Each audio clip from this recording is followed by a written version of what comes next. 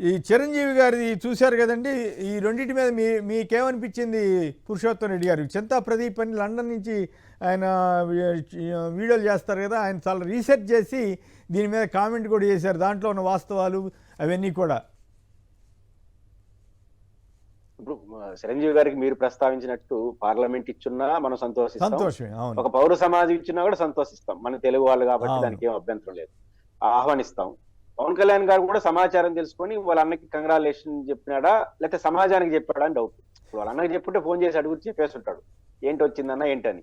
ఆయన వాళ్ళ అన్న చెప్పడం కన్నా సమాజానికి చెప్పడానికి ఎక్కువ ఇష్టపడినట్టున్నాడు. అందువల్ల వాళ్ళ అన్నతో సమాచారం లేకుండా చెప్పేసినాడు. బట్ ఇక్కడ అన్న కన్నా అన్నను అభిమానించే వాళ్ళు ఆయనకి కావాలి కాబట్టి అన్న మాత్రం కావాలనుకుంటే అన్నకు ఫోన్ చేసి చెప్పేసి ఉంటాడు కదా.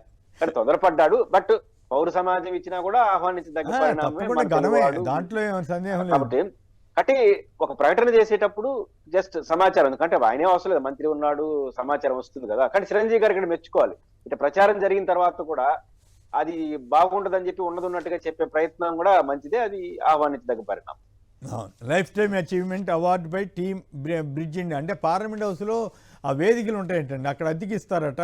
ఇప్పుడు వరల్డ్ బుక్ ఆఫ్ రికార్డ్స్ వాళ్ళు కూడా మన దేశానికి సంబంధించి పద్మశ్రీ ఎవరికో వస్తే ఆయన్ని సన్మానం చేశారంట, అక్కడే చేశారట. అట్లా ఉంటుంది.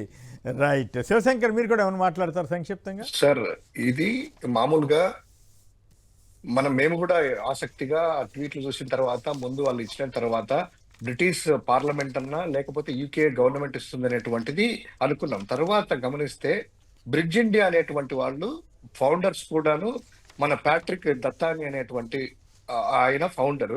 తెలుగు వాళ్ళు కూడా కొంతమంది అందులో ఉన్నారు. వీళ్ళు స్టార్ట్ చేసేసి ఒక చారిటబుల్ ట్రస్ట్ ఫండ్ రైజింగ్ కోసమో ఇంకొకటి చేసుకొని, నార్మల్ గా యూకే పార్లమెంట్ దాంట్లో చిన్న చిన్న మీరు అన్నట్టు వెన్యూస్ ఉంటాయి, ఏదైనా సమ్ అమౌంట్ పే చేసేసి సోషల్ కాజ్ కోసం అని చెప్పేస్తే కనుక హైర్కి అద్దెకిస్తారు.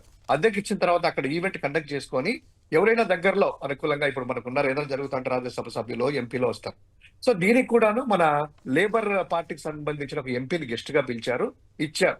దానికి సంబంధించింది అది ఏది, బ్రిడ్జ్ ఇండియా టీమ్ అనేటువంటి సంస్థ. అది కూడా మొట్టమొదటిసారిగా లైఫ్ అచీవ్మెంట్ అవార్డు అంటే ఈ సంవత్సరమే వాళ్ళు స్టార్ట్ చేసింది. ఈ కంపెనీ ఎప్పుడు పెట్టినా కూడా ఆ అవార్డు ఫస్ట్ టైం వీళ్ళకి ఇస్తున్నారు, చిరంజీవి గారికి ఇచ్చారు. ఇది పూర్తిగా ప్రైవేట్ అనేటువంటి ఆర్గనైజేషన్ సంబంధించింది. దీనికి నిజంగా చిరంజీవి గారికి నువ్వు అన్నట్టు అభిమానులను క్రెడిట్ తీసుకోవాలనే, లేకపోతే మేము గొప్పవాళ్ళమనే, పవన్ కళ్యాణ్ గారికి ఉప ముఖ్యమంత్రి ఉండి ఆ స్టేట్మెంట్ మీద తెలియదా, లేదా తెలియదా సార్? ఏదో చిరంజీవి గారు ట్వీట్ వేస్తారని అనుకోలేదో ఏమో, కానీ ఇదంతా కూడా చిరంజీవి గారు మంచి నటుడే, మహానటుడే, మాకు బాగా చేస్తాడు, మనం అప్రిషియేట్ చేస్తాం, అవార్డు రావాలా నటుడికి అనేటువంటిది కోరుకుందాం. కానీ ఇది ప్రజల్లోకి ఎట్లా అంటే, ఇంతమంది 33,000 మంది అమ్మాయిలు కిడ్నాప్ చేశారు వాలంటీర్లు అంటే నమ్మేశారు నా మాటలు. అంటే అబద్ధాల మీద వచ్చినప్పుడు మాట్లాడతారు. కంటిన్యూ చేసేయండి. లేదా ఈ గవర్నమెంట్ చంద్రబాబు గారు కానీ వీళ్ళు కానీ ఈ అబద్ధాలు ఎట్లా చెప్పారు ఏం కదా అట్లాగే